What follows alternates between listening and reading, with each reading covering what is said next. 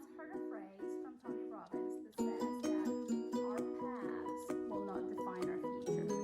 And I think it's an amazing phrase that we should remind ourselves at least once a month. Hey, our past or our present will not define our future. We are in charge of our future. I think that the phrase invites us to see beyond our surroundings and see that we need to step up and we want to learn to dream.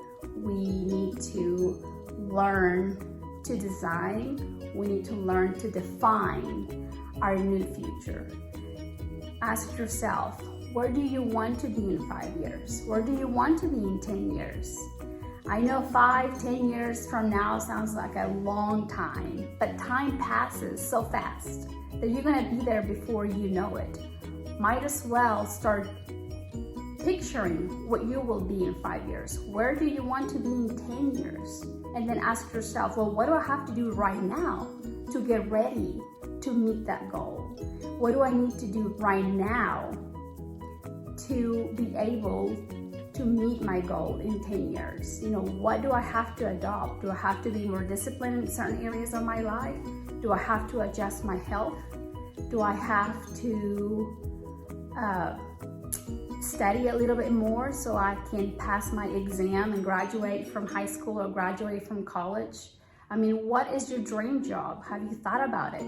You have the power to dream. You have the power to visualize where you want to be in 5 years, 10 years from now. And what you can do is you can start working towards that goal right now, one day at a time, with small changes in your life. If you're tired of the drama at home, change your values. You know, if you think you're valuing drama too much, you continue to be pulled into drama, you can say, you know what, I don't value drama anymore. You know, I value love and I love kindness, or value kindness. Or if you are in a situation where you need courage, you said, you know what, I choose to be courage and get out of this relationship because it's not serving me anymore. And picture a brighter future, whatever it is. We're all unique. So you have the ability to dream, you have the ability to see where you're going, where you want to be in 10, 5 years, 20 years from now. I'm going to share with you a couple of stories that these beautiful souls are teaching us how they were able to change their life to a better and brighter future. The first one is Tony Robbins. Tony Robbins lived in a non-traditional home. Okay, he explains how his mother abused painkillers and alcohol, and he says that every time she drank and she took those pills, she transformed into a different person. Her behavior completely changed and she became violent. That's what he explains. So he had to learn to deal with that at home as a young boy. His mother married 4 different husbands. So he talks about having 4 different fathers. So he had to adapt to that change as well. There was not enough money in the home. And he says that the day that his life changed is the day that somebody knocked on the door, and it was Thanksgiving Day, and they didn't have food for Thanksgiving dinner. So there was a delivery guy that brought all this amazing food, and he was so excited. And he seen his dad was very disappointed. You know, he didn't feel proud of it.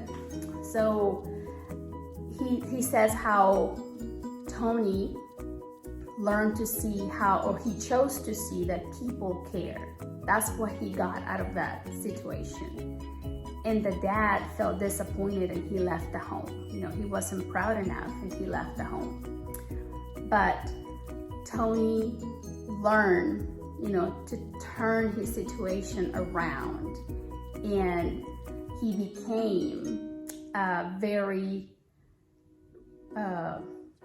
responsible young man, he became an amazing public speaker, life coach, he's a philanthropist, and more. So he turned his life around. You should learn more about his story. It is amazing. Another great soul that I would like to talk to you about is Dean Graziosi. Dean Graziosi also lived in a non-traditional home. He moved around from his mom to his dad's house because they split up. He said he had like 9 different fathers. So through the stress, he developed like an ulcer. So even his health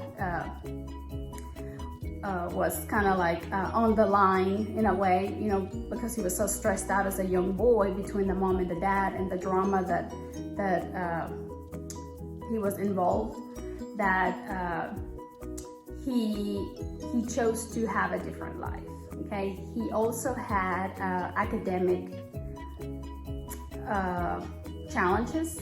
He was dyslexic, so he was also like, I think a teacher told him he was stupid. They didn't believe that he could be more, than just a regular worker. They gave him an application whenever he was about to graduate from high school. Said they didn't believe that he could go to college, so they gave him a work application for a factory like in town. So they didn't really believe that he could accomplish a lot because of his academic skills. But how little did they know that he became a businessman. He had dyslexia, but he has written different New York Times seller books. So can you believe that? Somebody that they thought he could not read as good as other students, but he has done so much with his professional life. He has written books and they have been New York Times bestseller books. So to me, that's amazing. That's another example of how your past does not equal your future. Another example is Lewis Howes. Lewis Howes was an NFL player, but in his early years in school, he also struggled with his academic achievement. He didn't read fast enough, so he had to be put in a different class where he could learn at a lower pace. He's now an outstanding communicator. He has written a New York Times bestseller book as well. So his past from school did not define his future. Okay, he had a hard time reading when he was younger, but that did not stop him from being able to write a book. Another person I would like to share, another story I would like to share is Dr. Viktor Frankl. His story is sad. I'm gonna be honest with you. He was trapped and taken to a concentration camp. He survived the concentration camp, and he was able to develop a technique right before and within the concentration camp time that he was captured and he was kept there. He learned to see a better future. That's how he survived. That's how he explains that he survived that concentration camp ugly time. He had written a book already, and it wasn't published, but he had it with him when he was captured, and they stole that from him. So during that time, that ugly time, he kept thinking, he has to write it, he has to rewrite it. And he was able to develop a technique during that time and help many people after he was free from the concentration camp. So that's a very sad story that I wanted to share with you, because he turned that ugliness to a better life, to to a brighter future. So if he was able to do that, we have the ability to do that as well.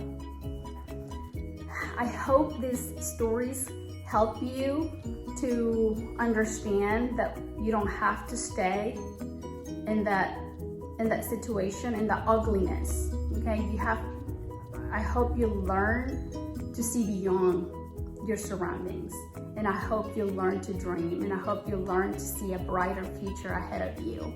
I would like to leave you with one phrase from Nick Santonatasso, that he says that the worst disability you can have is a bad mindset.